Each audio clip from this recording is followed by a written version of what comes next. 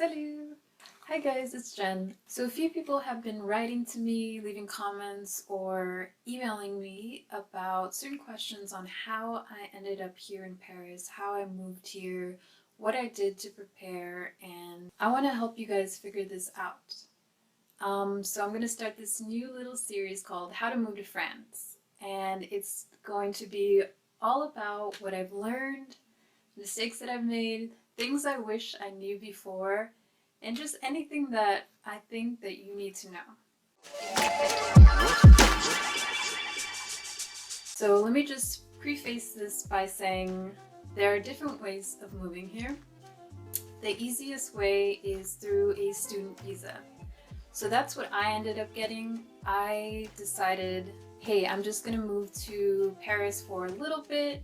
I'm going to learn the language through immersion there. And from then on, I'll figure it out. If I really like it, I will stay. If I don't like it, well, at least I learned a new language and I got the experience and I can move back home.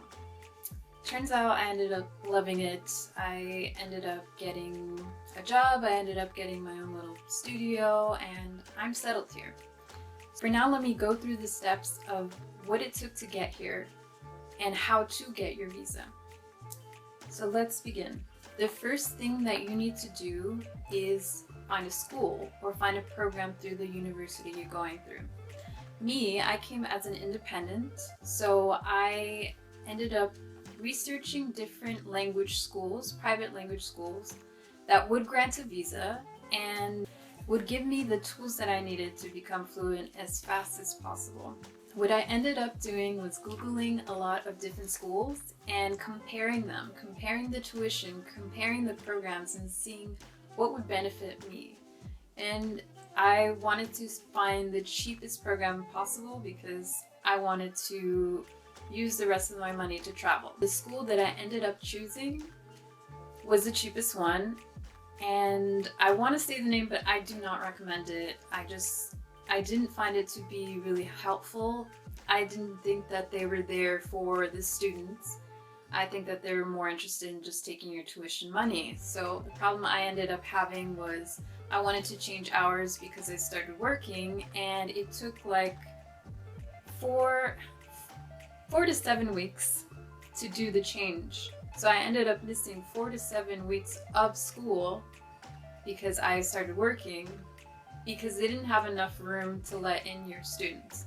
So that school is called Campus Long, and I do not recommend it. So, voila. The school I do recommend, I took some courses at the Alliance Française in Los Angeles, and that school was amazing. Amazing, amazing, amazing.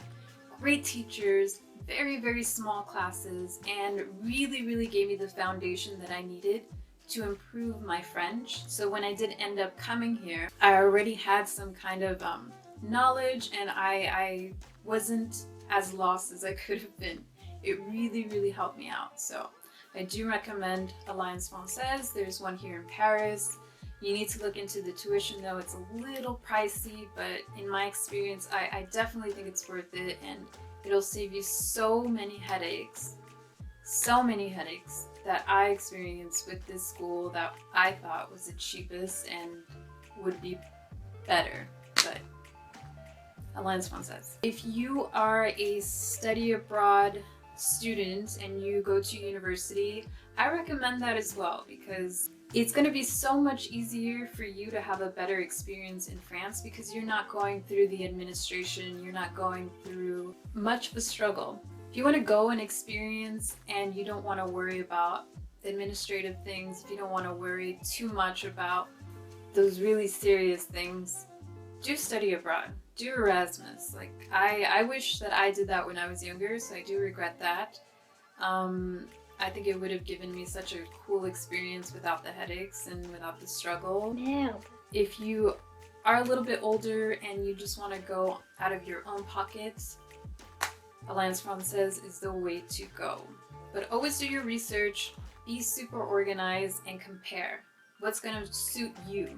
You have to go through Campus France. Once you do pay your tuition, which you have to pay up front for the language school that you're going to or the program that you're getting into, you have to get a pre-inscription letter that you need to enroll through Campus France. So what you do is you register through them, make a profile, send in all of your information.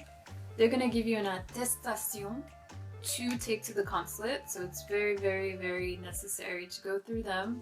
What you're going to present is your academic background, a dossier filled with that, your high school records, your college level grades, all of that.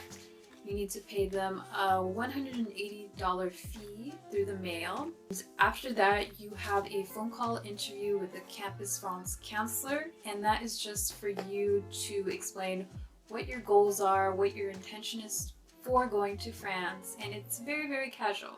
So during my interview, I just told her that I've had such a love for the language since I was 16 and love the culture and I love the movies, and it's important for me to experience this in my lifetime. I did get a little bit personal just to get some brownie points of like, you know, this is something I wanted to do and I couldn't do this when I was married, and she's like, oh, I understand, I'm divorced too. And I was like, yes, I'm in.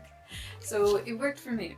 After you get the email, the attestation, it's an email that says your dossier has been processed. Then you are ready to schedule your consulate appointment. So the consulate nearest you. For me, that was Los Angeles. It was in Century City, I believe. Make sure you do this with enough time. I cannot stress this enough. You cannot be waiting for your visa and your flight is in a couple of days. You don't need that kind of stress. So I believe you cannot do it too far in advance. It's just 1 month that you have to get it done. For your consulate, your specific consulate, they have a checklist of what you need to bring with you. Now, what I would suggest is printing this out and being super organized. Once you get something done, cross it out, circle things, highlight things that you need to do, whatever it takes to just make sure you have everything, because then you will be rejected, then you will have to wait to make another appointment, and you can run out of time, you can miss your flight, you can miss your schooling. Do not do things last minute. So I ended up making an appointment and it was way too close to when my school started. I needed that time to process it. So what I ended up doing is checking in every day, like many times a day, through the online registration and seeing if anyone would cancel their appointment. And luckily enough, I found one that was, I think, like 5 days away from when I found it. So I ended up snatching that very, very quickly and getting my visa on time and fast, and just be very, very diligent on checking. It takes 8 to 14 days to process. I mentioned this a little bit earlier, stay organized. So important. Create a folder with all of your paperwork, keep it together. And the important thing is to make copies of everything. Make 2 copies of everything. It says on the checklist to make 1 copy. I made 2 just to make sure. You never know. It's so tricky. Also, I ended up pre-buying my flight just in case that they needed to see that I was going. I don't think you need to do that, but I did it just in case. I also bought student insurance just in case they would ask for it, but they didn't end up asking for these 2 things. So it's up to you, but I just wanted to be very, very careful. One of the things that you need to finish your paperwork is an address. And what I ended up doing is using the address of a friend's mom. So all my paperwork would go there and it would be secure and I wouldn't have to worry. You can also put your school as well if you don't have a very, very set place where you're going to land. But if you can do that, if you have a friend, if you have some family, just use their address. It'll be more secure and you will feel so much better. Another thing on the checklist is to show your financial records. So me coming as an independent, I was financially responsible for my own trip. And what I ended up doing is making sure that I had a goal, a financial goal for me to be able to go. So my goal was $10,000, and this included tuition, which was $1,700, This included the flight, which was, I want to say, almost $600. This included any paperwork, so the visa and Capes France was $180, the visa was $56, I believe. So all of these little fees that are popping up and make things very, very expensive. So already $3,000 was already spent before I even left Paris, and that's kind of crazy. Most of that money when I came to France went into rent, so I didn't have a guarantor because I wasn't French, I wasn't part of the European Union. So what I did is end up offering to pay 4 months in advance to secure my apartment, and I think that worked because obviously I have a place to live. It made the landowner feel more secure, and it helped me get a place. Like, I was really struggling. So I know $10,000 sounds like a lot of money, it sounds like you're never gonna get there, but you know, I ended up making so many sacrifices in my life. I sold my car, I used my tax money, and instead of using my car, I worked in downtown, I would take the bus and use a bus card instead of paying for parking like $7 every day. No, like that was not going to happen. I tried to limit going to get coffee. I limited going out to eat so much. What I ended up doing is prepping at home, and I was really into fitness anyway, so it was so much easier to make food at home and keep healthy. I unfortunately skipped out on a lot of social activities to be able to save money, and it was worth it in the long run because now I have my life here.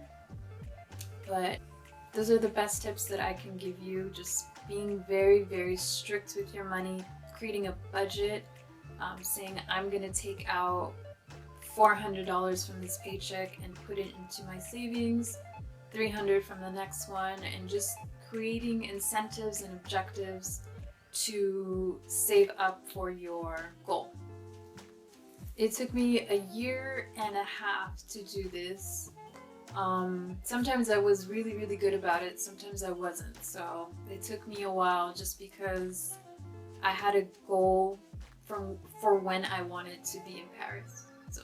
And I say this not only for you to be prepared in Paris, but also for your visa paperwork. You need to demonstrate, you need to show that you have $820 per month that you're going to be there. So I was going to be there for 6-7 months, so I had to have that amount times 6 in my bank account to show that I was financially prepared to go. Make sure you have your appointment paper. I'm not sure what happened to this corner over here, but you have to present this or they're not going to let you in. Bring your folder full of your paperwork, very organized with all the copies. You will pay $56 at the consulate appointment for a student visa. If it's a different visa, it's more expensive. And they will take a photo of you for your visa. And then 10 days later, you will have your visa and your passport back with you, and it's gonna feel like the greatest feeling in the world. It's gonna feel like anything's possible, and I don't know, it's such a great feeling. I prayed to God, I cried, it was just such a huge deal. Those are my tips for getting your student visa. Just remember that anything is possible in this world, in this lifetime. You're gonna hear no so many times, and I've heard no countless times here in France, and just do not let that get to you. Be determined. If you really want this, you will get it. The law of attraction. Do not say you can't do something, otherwise you won't be able to. Any questions, again, feel free to email me or leave me a comment below. Subscribe and like this video. Thank you guys so much. À la prochaine. Au revoir.